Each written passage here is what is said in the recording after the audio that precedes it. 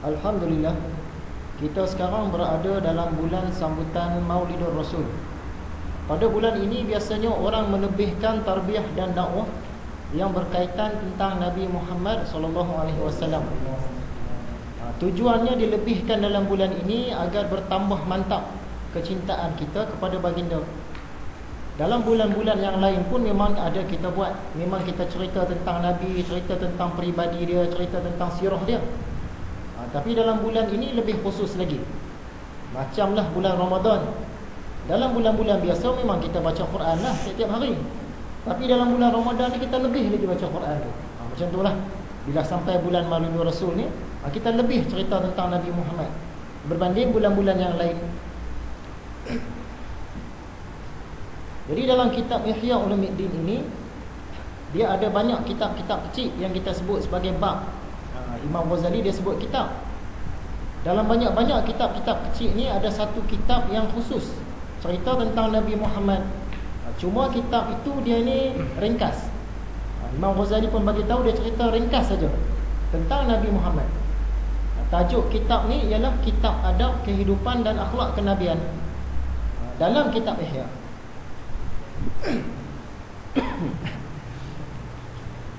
Jadi bila sampai sahaja bulan Maulidur Rasul ni, umat Islam ni dia ada yang berpuak-puak. Hari ni kita nak kenal 5 puak antaranya. Bila sampai bulan Maulidur Rasul, mereka ni akan ada amalan-amalan tambahan tersendiri. Ada yang bagus dan ada yang tak bagus. Puak yang pertama, bila sampai sahaja bulan Maulidur Rasul, dia tak kisah tentang nak membanyakkan cerita tentang Nabi Muhammad tadi, tapi dia bawa masyarakat ni berbalah tentang tarikh lahir Nabi. Sebagaimana yang kita sedia maklum, ramai ulama' kata Nabi Muhammad ni lahir pada 12 Rabiul Awal. Tapi ada juga pendapat-pendapat yang lain. Ada kata 9, ada kata tarikh-tarikh yang lain. Jadi mereka ni dia lebihkan bahagian tu. Kononnya kita yang rayakan pada 12 hari bulan ni macam tak betul lah. Padahal ulama' dia berbeza pandangan. Dan kita pula bukan kita sambut hari itu, kita sambut bulan. Sebab tu disebut bulan Maulidur Rasul. Jadi pada hari yang mana pun, 1 hari bulan kah, 12 hari bulan kah, 9 kah, 8 kah, 30 kah, kita tak kisah. Jadi bila sampai bulan Maulidur Rasul, kita lebihkan cerita tentang Nabi Muhammad supaya bertambah kecintaan kita berbanding dengan bulan-bulan yang lain. Jadi golongan yang pertama tadi, apabila sampai sahaja bulan Maulidur Rasul, amalan tambahan mereka ialah berbalah tentang tarikh Nabi, tarikh lahir Nabi. Tiap-tiap tahun yang ni lah kerja dia. Sampai bulan Maulidur Rasul, dia timbulkanlah isu Nabi Muhammad lahir pada bila. Dia bergaduh pasal itu saja. Golongan yang kedua, yang ini bagus, bila sampai saja bulan Maulidur Rasul, mereka akan melebihkan kisah-kisah, suasana-suasana tentang diri Nabi Muhammad. Sebab dalam bulan-bulan yang lain memang ada disentuh, tapi bila sampai bulan Maulidur Rasul, dia lebih lagi. Contoh yang kita buat tadi macam baca Quran. Dalam mana-mana bulan pun kita memang banyak baca Quran, tapi bila sampai bulan Ramadan, lebih lagi baca Quran tu. Macam itulah. Sama juga macam kita sambut Hari Merdeka. Kemerdekaan negara kita ni memang kita hargai sepanjang tahun, tapi yang khususnya bila sampai bulan kemerdekaan.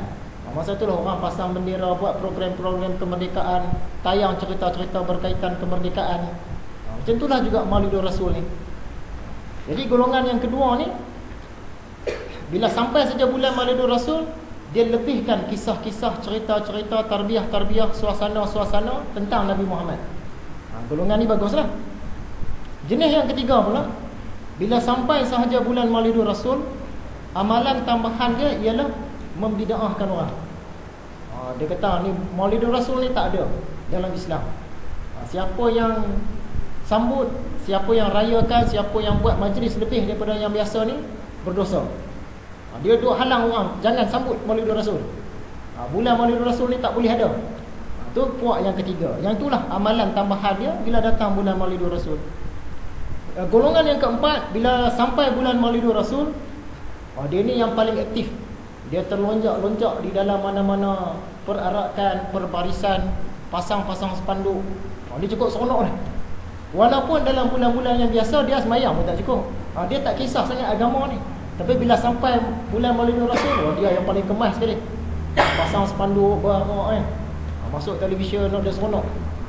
Jenis tu. Padahal bulan lain dia tak ada apa-apa pun. Jenis yang ni pun okey juga.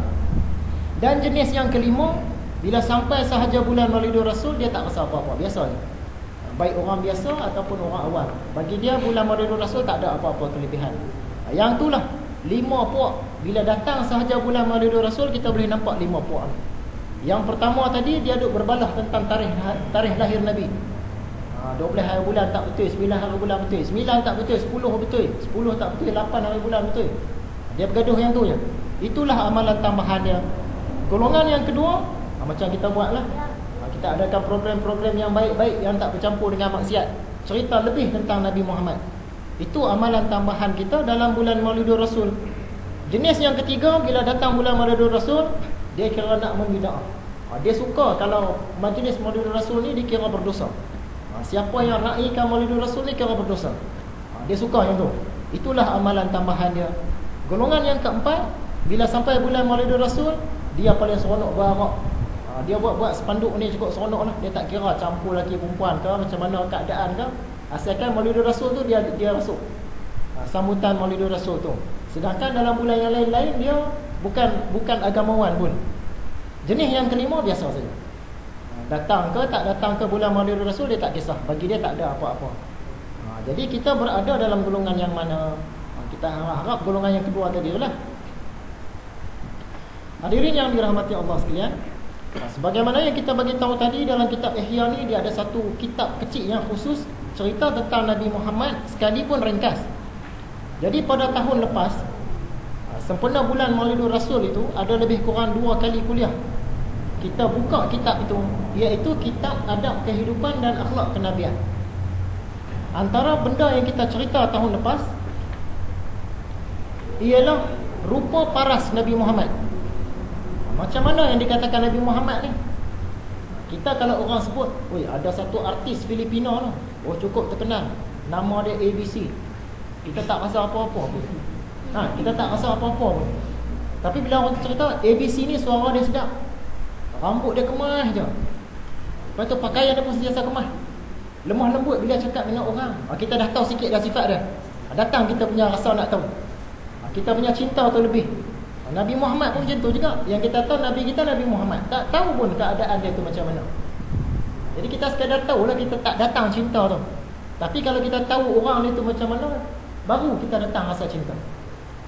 Jadi dalam tahun yang lepas tu, pada bulan Maulidul Rasul, kita cerita rupa paras Nabi Muhammad.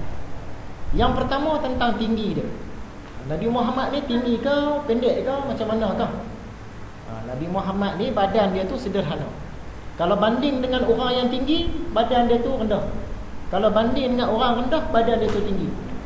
Itu sederhana. Dia tengah-tengah. Tapi biasanya walaupun dia berjalan bersama dengan orang-orang yang tinggi, kadang-kadang para sahabat nampak Nabi Muhammad lebih daripada dia. Itu mukjizat dia. Dia rendah berbanding orang tu, tapi bila berjalan sekali nampak dia tinggi.